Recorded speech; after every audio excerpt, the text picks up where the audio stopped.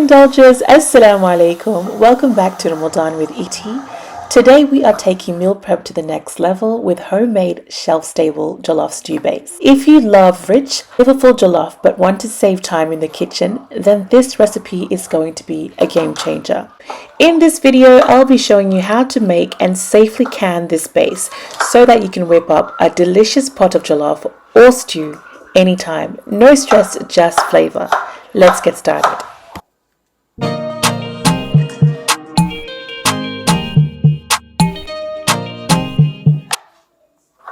The first step to making this amazing smoky jollof stew base is to prep our fresh ingredients. Today I'm going to be using Roma tomatoes, brown onions, ginger, garlic, scotch bonnets, and of course pointed sweet capsicums. You can use other varieties of capsicums to achieve this base. All precise measurements, ingredients, and step-by-step instructions are available on my website, indulgewithit.com. Make sure you check it out. The link will be in the description of this video for your convenience. Also, if you find this video helpful in any capacity, please hit that follow button, subscribe, and give me a thumbs up. It really does help this video reach the right audience, and I truly appreciate your support.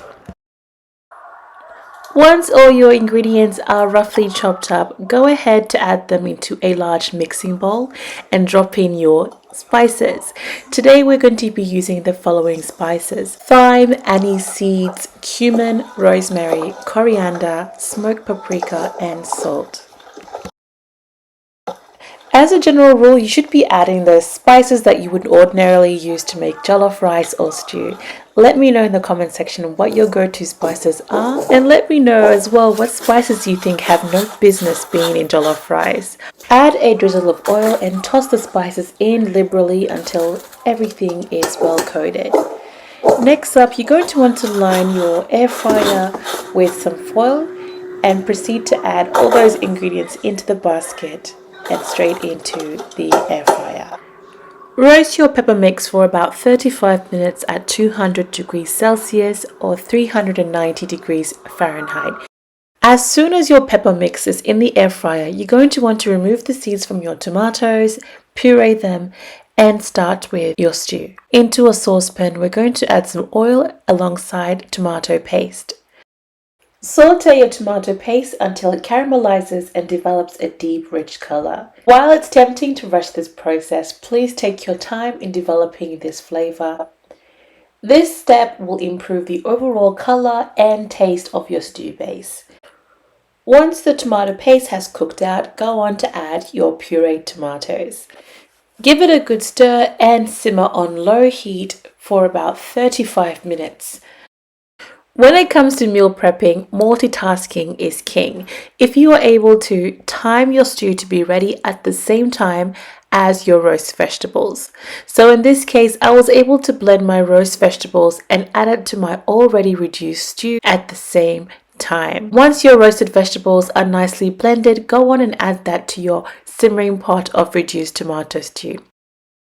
Stir those ingredients together until they are homogeneous, and there you have it, a beautiful, fragrant tomato base for jollof rice and stews. Up next, I'm going to show you how to safely can your jollof stew base for preserved freshness and extended shelf life. Start by placing your canning jars, rings, and lids into a deep pot with hot water. Bring that to a boil for 10 minutes or more depending on your altitude. Please refer to the notes on the recipe card on my website for more information about that. Once your jars are sterilized, keep them in warm water until they are ready to be used. It's crucial not to handle these jars with your bare hands as much as possible to avoid any cross-contamination. You want to keep them as clean as possible once sterilized to avoid molding or failure of sealing later on. Ladle the hot stew base into the sterilized jars, leaving about 1.5 centimeters of headspace, which is roughly half an inch. Make sure you tap the jar as you add the stew base into it to ensure that you remove any air pockets. Once your jars are filled, wipe the rims with a clean cloth and vinegar and seal them with the lids and rings. Careful not to tighten the rings too tightly, as a little wiggling room is required in order for them to seal properly. Add your sealed cans back into the warm water and bring the water to a boil for 45 minutes. Remove the jars from the water and allow them to cool with the rings on overnight. Remove the rings the next day and clean the sides of the jar with a clean towel and some vinegar once again. To check whether or not your cans have sealed properly, go on and lift them up with the lid. If they manage to hang without dropping, then you know that your cans have completely sealed. Store your jars in a cool, dark place for up to a year. Make these in advance before Ramadan starts so that you can enjoy stew and jollof with ease during the month of Ramadan. Stay tuned for our next episode where we put our stew base to the test with this delicious smoky Nigerian jollof rice. I'll see you in the next one, inshallah.